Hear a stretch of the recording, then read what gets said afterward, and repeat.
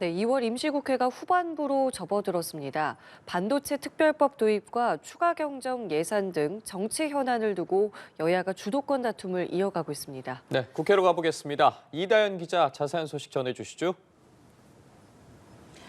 네, 반도체법을 둘러싼 여야의 신경전이 거세지는 모습입니다.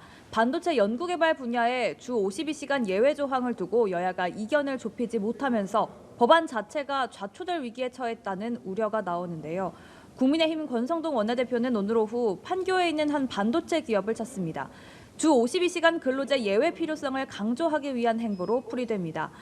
국민의힘은 산업 경쟁력을 강화하기 위해 반도체 특별법에 주 52시간 근로제 예외 규정을 포함해야 한다고 주장하고 있는데 민주당은 이에 반대하며 여야 간 이견이 좁혀지지 않고 있습니다. 민주당 이재명 대표는 앞서 한 유튜브 채널에 출연해 총 노동 시간을 늘리지 않고는 예외 적용에 효용이 없어 필요 없다고 한다고 반대 입장을 재차 밝혔는데요. 이어 반도체 특별법과 주 52시간 근무제와 관련해 국민의힘에 토론을 제안하겠다고 말했습니다.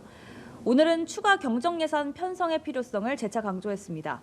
이 대표는 오전 최고위 회의에서 추경이 꼭 필요한 시점이라며 민주당이 주장해온 소비 쿠폰 예산 편성이 불가능하다면 청년 일자리 창출을 위해 예산을 쓰자고 제안했습니다. 내일 오후 최상목 권한대행과 우원식 국회의장, 여야 대표가 참석하는 국정협의체가 열릴 예정인데요. 이 자리에서 반도체법과 추경 편성 관련한 논의가 집중적으로 오갈 것으로 예상돼 여야 간 협의에 진전이 있을지 주목됩니다. 네, 그리고 조기 대선 가능성이 거론되는 가운데 여야 주자들의 움직임도 활발해지고 있는데 관련 내용도 전해주시죠. 네, 윤석열 대통령 탄핵 심판은 진행 중이지만 조기 대선 가능성에 대비한 여야 주자들의 행보는 본격화하는 모습입니다.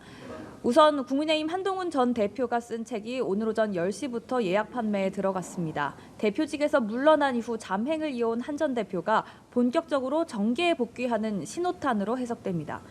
각종 여론조사에서 여권 대선 주자 중 지지율 선두를 달리는 김문수 고용노동부 장관은 오늘 노동개혁을 주제로 한 토론회에 참석하기 위해 국회를 찾았습니다. 김 장관은 법 개정을 통한 일률적 정년 연장은 청년 취업을 더 악화시킬 수 있다며 노동계가 주장하는 법적 정년 연장에 반대 의사를 밝혔습니다.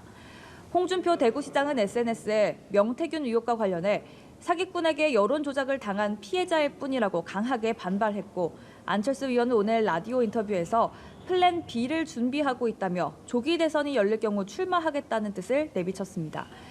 이런 가운데 더불어민주당과 조국혁신당을 비롯한 야 5개 정당 대표들은 오늘 원탁회의 출범식을 열고 새로운 연대 체계를 띄웠습니다. 이재명 대표는 출범식에서 헌정 질서를 회복하고 국민들의 희망을 가지는 정상적 나라로 돌아가야 한다고 목소리를 높였습니다. 원탁회의는 향후 범야권과 시민사회단체를 포함한 연대체로 확장시킨다는 계획인데 민주당은 선을 긋고 있지만 사실상 조기 대선을 염두에 둔 연대체 아니냐는 해석이 나옵니다. 지금까지 국회에서 전해드렸습니다.